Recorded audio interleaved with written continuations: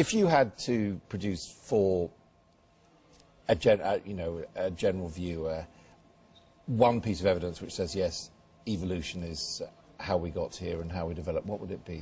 I think nowadays it would be something that Darwin himself knew nothing about, which is molecular genetics. Because if you compare the genes of any living creature you like with any other living creature you like, you find large numbers of the genes are the same, or nearly the same, but the differences between them, which you can actually count, literally count the differences, are exactly what you'd expect if we had a hierarchical family tree. So if you take close cousins like rats and mice, or humans and chimpanzees, almost all their genes are the same. If you take distant cousins like humans and cabbages, they've still got a lot of genes in common, but many, many of them are different. And it all falls on a beautiful family tree of cousinship. But the problem really is that because of the time span, people can't see natural selection happening. That's right. It is a process that takes orders of magnitude longer than a human lifespan, than humans are used to dealing with. And so that is a real problem. It's not as difficult as understanding, say, quantum theory, which really does make formidable demands on the human mind.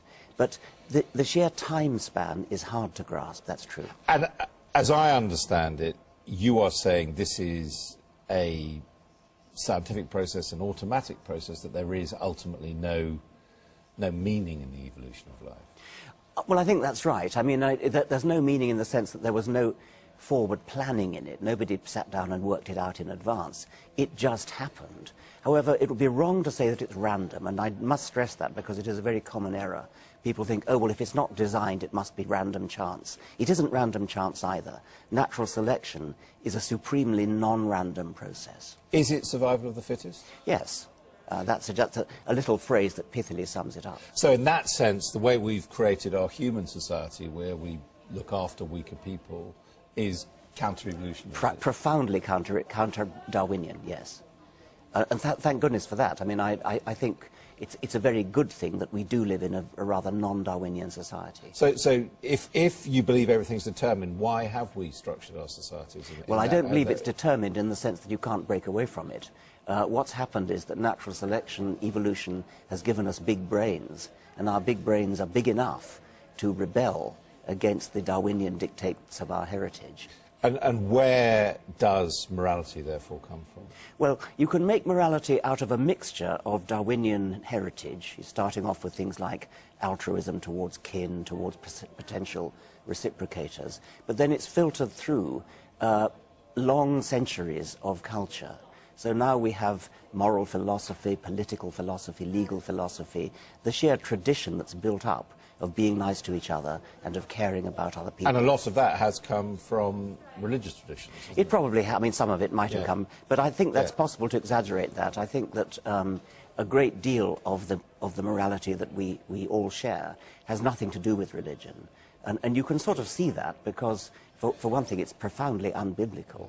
And for another thing, it changes from decade to decade in a way that doesn't have any connection with religion. I mean, you are proudly and avowedly atheist. Yeah, aren't you?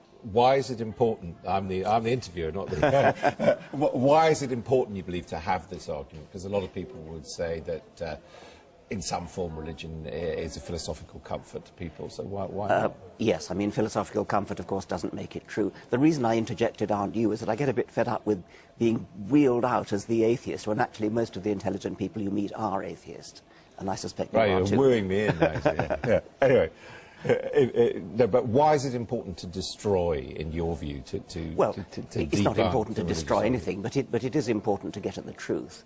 And so, if you don't want to know the truth, if your comfort zone forbids you to enter what's true, then by all means say, I don't wish to know. If you do wish to know the truth, then because what there is, as you know, at the moment, a scientific school which says that the religious impulse is actually something in our DNA. Oh, I believe that. But that again, gullibility is part of our DNA. That doesn't make it true, of course. Yeah.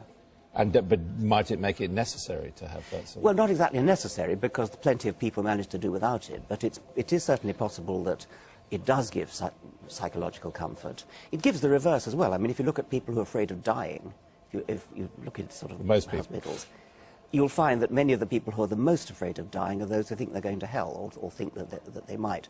Those of us who merely face oblivion have less to fear.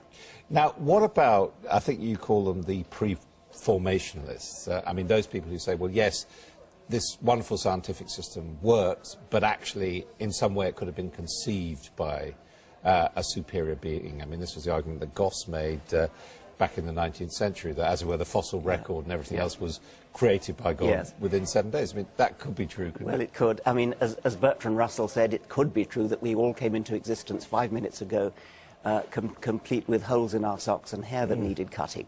There are certain things that you can't actually disprove, but they stretch credulity beyond reason. And so if somebody wants to say, oh yes, the fossils are all planted there by God in order to give the impression that evolution has taken place, that is clearly an argument of desperation. And what does this belief in evolution, the greatest show on earth, what does it tell us, or can it tell us, about our future as a species, or indeed as a whole ecosystem? It's difficult to use evolutionary theory to predict the future. You can do it in a general sort of way. I mean, you can say that mass extinction happens from time to time, maybe every 20 million, 30 million years or so. So the long-term future, you can sort of say, well, if you come back in 100 million years' time, it'll probably be very, very different, and almost certainly our descendants won't be here. That you could say. In the shorter term, probably humans are going to go on pretty much the way they are now, as far as their physical form is concerned. But we're clearly evolving in a very different way now, which is cultural evolution. Are we programmed to evolve to become collectively more intelligent? I fear not, because in order for that to happen, it'd be necessary that the most intelligent among us are the ones who have the most children. Now, in your book, you've shown many examples of the wonders of nature, the diversity of life. But in the end, if you follow through your belief, is it all pointless, ultimately? Well, it's ultimately pointless in the sense that there is no purpose that the universe has for us. I mean, we've come into the universe. But all the more reason to give ourselves a personal purpose, which we can do, and we all, of course, do. And I, and probably you, do have very strong guiding purposes in our lives. And that gives us great comfort, great solace, great cheer. And it doesn't matter that the universe has no ultimate purpose. Make your life purposeful while you've got it. But science directly doesn't help us with that? Or... Well... Except the pursuit of it, obviously. The pursuit of it is clearly a very constructive, a very wonderful thing to do. I mean, to understand why you're here is a very beautiful thing, and it gives my life enormous meaning and purpose. Professor Dawkins, thank you very much for joining us.